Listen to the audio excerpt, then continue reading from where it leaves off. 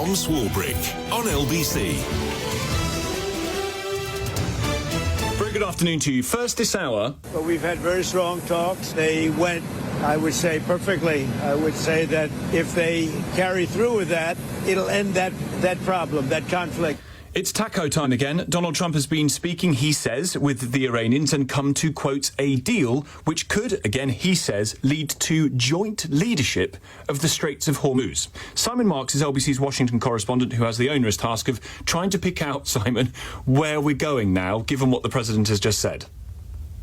Well, head-spinning developments here all morning, Tom. Over the cornflakes, as Washington was waking up, President Trump suddenly took to his social media feed to announce that he was backing down on that threat to start blowing up Iranian power and energy plants by the end of the day, unless the Iranians agreed to reopen the Strait of Hormuz. But in his announcement that the weekend had seen 2 days of what he described as productive talks with an unnamed Iranian official, there was no mention made of the Strait of Hormuz, but in a very Trumpian move, a decision to kick the ball down the road for 5 days, he said, to give those talks that he claimed had been taking place an opportunity to bear some kind of fruit. There was tremendous skepticism here this morning about whether those talks had in fact been occurring, and initially the Iranians put statements out to suggest there had been no negotiations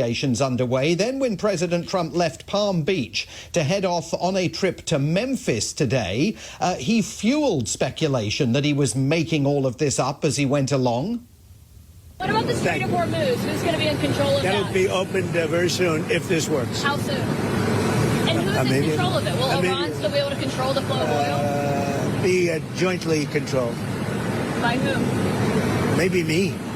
Maybe me. You want the United States to be in Me control and the Ayatollah, whoever the Ayatollah is.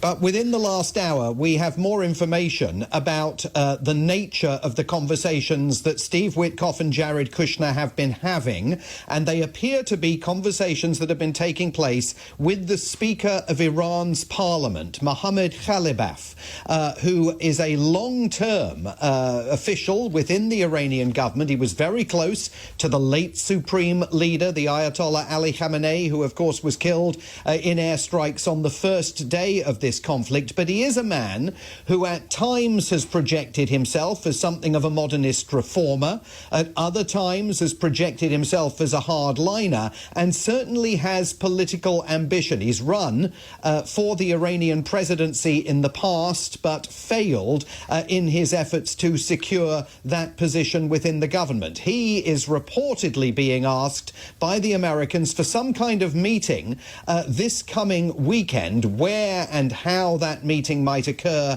is very unclear, but he seems to be the interlocutor with whom the Trump administration is now speaking. What all that means for the new Supreme Leader, son of the old Supreme Leader, is very unclear, but there does indeed appear to be a negotiating track underway.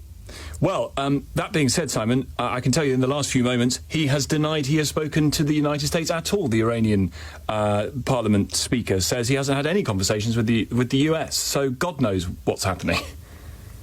Well, it's perfectly possible that he hasn't had direct conversations with the US. I mean, one of the things that was very unclear from that statement that Donald Trump posted this morning was what was going on here. Were they having direct face-to-face conversations, or was this being done through intermediaries in the same way as the talks that were taking place in Geneva just at the end of February were being facilitated, in that case, by Omani negotiators? It was also interesting, though, that the president in that statement did not claim that he was talking to the government of Iran, but said he was talking to the country of Iran. He did, in that interaction with reporters in Florida today, say that the figure that he's talking to, this top person, and certainly the Speaker of Parliament would fit that bill, was someone who was very well known inside the country. But it is still somewhat opaque about precisely what's taking place here. Simon, appreciate it. Thank you very much indeed. Simon Marks is LBC's Washington correspondent.